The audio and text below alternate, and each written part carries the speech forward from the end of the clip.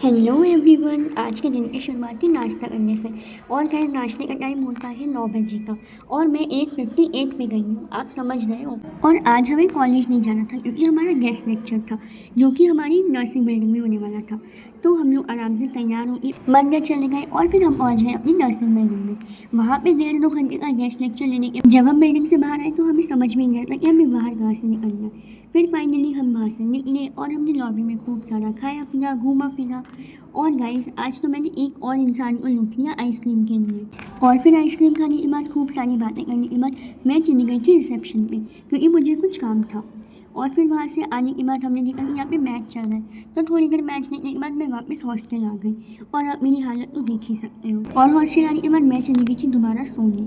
फिर मैंने किया अपना स्नैक्स और गाइस मैं इतनी अतरंगी तरीके से ब्रेड खाई थी कि कुछ कहने का ही नहीं। और ऊपर आते समय तो लाइट ही चली गई थी और इतना ज़्यादा अंधेरा हो गया कि कुछ दिख ही नहीं रहा था। फिर ऊपर आके मैंने थोड़ी देर लैपटॉप चलाया क्योंकि मेरा लैपटॉप बेचारा इतने टाइम से ऐसे ही पड़ा हुआ है। फिर उसके बाद खाना खाने के बाद मैंने आज एटेंडेंस लगाई थी तो मुझे एप्लीकेशन भी लिखनी पड़ी। And that's it for today. अगर आपको वीडियो पसंद आई तो like share and subscribe. Thank you for watching.